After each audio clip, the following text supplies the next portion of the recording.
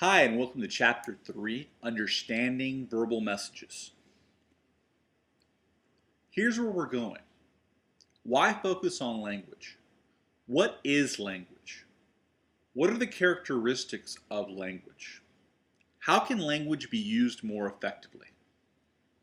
Principle 2 is effectively use and interpret verbal messages.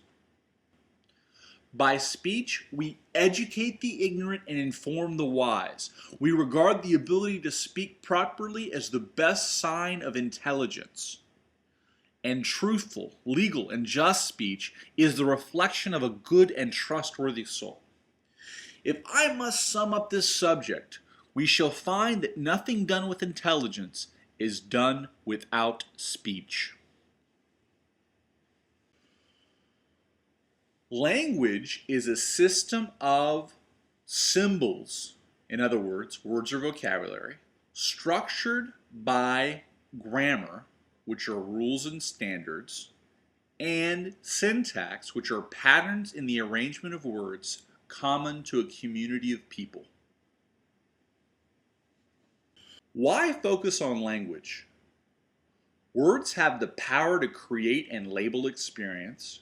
Words have the power to impact thoughts and actions. Words have the power to reflect our attitudes and culture. Words have the power to make and break our relationships. The power to create and label experience. Before we had a term for sexual harassment, there was no way to label that experience without listing the specific behaviors, all of those specific behaviors which add up to sexual harassment. There was a wonderful debate in San Marcos when they were talking about whether to change the name from SWT, or Southwest Texas State, to Texas State. Those different names impact how people, especially outside of the state of Texas, see the university. Frankenfood, tiger blood, cinematograph, ego surfing, photobombing, a throwy, a staycation, epic fail, crowdsource, and of course GTL. All of these things label and create experiences. Without these words, we would not imagine these experiences the same ways. We would have to have a paragraph describing Frankenfood, for example. These words demonstrate the power to create and label experience. The Sapir-Whorf hypothesis illustrates the power to impact thoughts and actions beautifully. Language shapes perceptions, and perceptions shape behavior. Think about the impact of this. Language shapes perceptions, and perceptions shape behavior. The words you choose affect the way you perceive reality. The perceptions that are shaped by those words shape the way you act or behave. There is no more powerful tool for shaping behavior than language. Language is the means by which we have the power to create our own realities and shape our own behaviors. We can create habits of the mind through language. We can create habits that are healthy through language. We can create all sorts of wonderful effects through choosing the right words. There's a dark side too, as you know. Language has the power to shape behaviors not only positively, but negatively as well. Here's an example of Sapir-Whorf in action at Disney. They used the language of the theater. Instead of employees, they had a cast member. They had roles instead of positions. They had costumes instead of uniforms.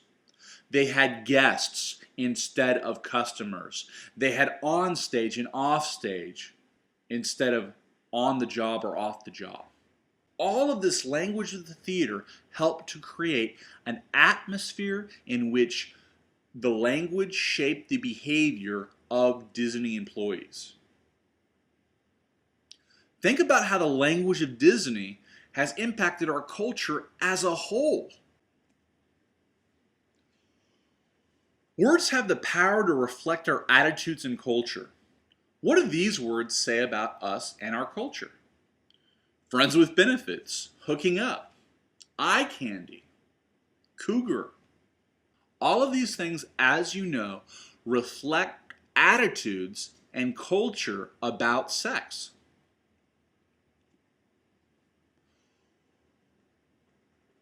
Words have the power to make and break our relationships. For example, polarization is the tendency to describe things in extremes as though no middle ground existed. So relationships in Washington are affected by the polarization created in our media outlets, for example. Those lawmakers who have to work together to compromise are directly affected by their constituents. Polarization doesn't just apply to politics, though. Polarization also can apply to your relationships with your loved ones. Polarization can serve to poison relationships. It's important to confront bias where it exists. Race, ethnicity, and nationality, religion, gender, sexual orientation, age, class, and ability are just a few examples of the kinds of biases that exist in our culture.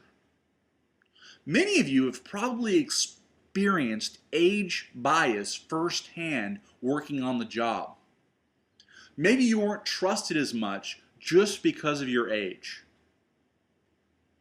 It's really easy, even though we are victims of bias ourselves, to succumb to the cultural tendencies towards bias. And I encourage you to think of situations where you have the opportunity to confront bias.